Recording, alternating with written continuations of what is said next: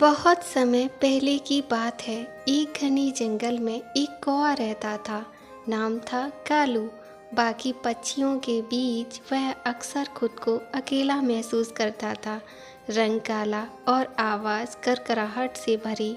ना कोई सुंदरता, ना कोई खास बात। बाकी चिड़ियाँ उसे अपने झुंड में शामिल नहीं करती थीं। तोते कहते हम रंग बिरंगे हैं, मोर कहते हम नाचते हैं और बुलबुल कहती हम मीठा गाना गाते हैं। लेकिन बेचारा कालू वह चुपचाप अकेला बैठा रहता। एक दिन तालाब के किनारे बैठे बैठे कालू ने सोचा, भगवान ने मुझे ऐसा क्यों बनाया। ना मैं सुंदर हूँ, ना खास, ना मेरी कोई इज्जत करता है। क्या मेरी ज़िंदगी में कभी कुछ अच्छा होगा। उसी समय उसके पास एक सफ़ेद हंस उड़ता हुआ आया और तालाब पर उतरा।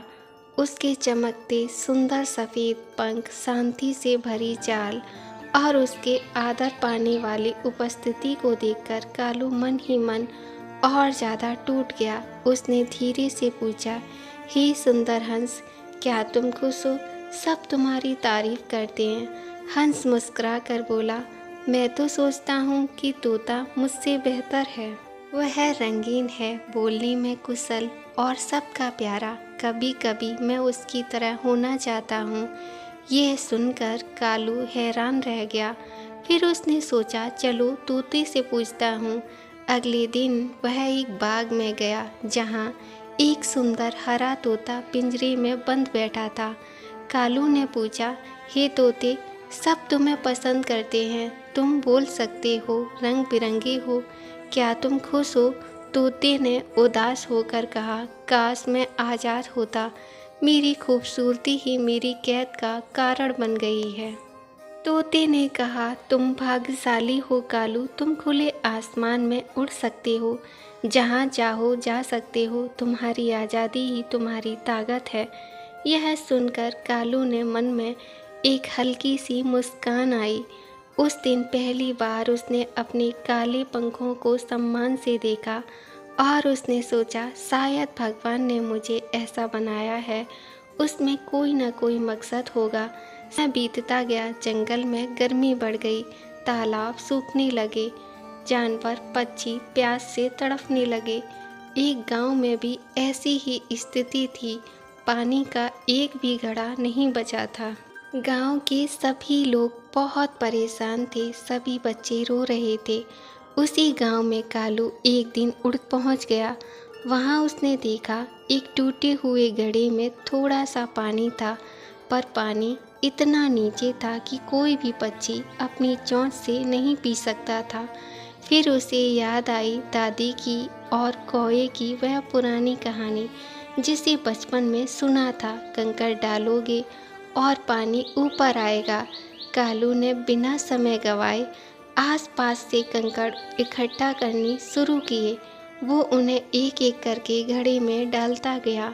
गांव के सभी लोग यह देख रहे थे कि एक कौवा कैसे मेहनत कर रहा था। बिना रुके, बिना थके, धीरे धीरे पानी ऊपर आया और कालू ने न केवल खुद पिया बल्कि वहीं पास में बैठे एक नन्हे बच्चे को भी घड़े का पानी दिया। यह देखकर गांव के सभी लोग भावुक हो गए। सभी ने मिलकर कौए के लिए ताली बजाई। यह हमारा रक्षक है, एक बुजुर्ग ने कहा। उसी दिन से कालू उस गांव में कालू राजा के नाम से जाने जाने लगा।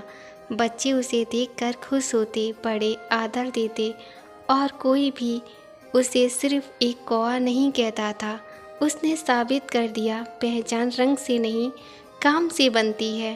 अब वो खुद से नफरत नहीं करता था। उसे अब समझ आ गया था कि भगवान ने उसे जैसा भी बनाया है, उसमें कोई गलती नहीं थी।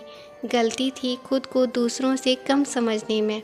उसकी काली चोंच, उसके काले पंख और उसकी मेहनत सबकी एक खासियत थी। अब कालू जंगल में पक्षियों के छोटे बच्चों को सिखाता है, जो तुम हो वही तुम्हारी ताकत है।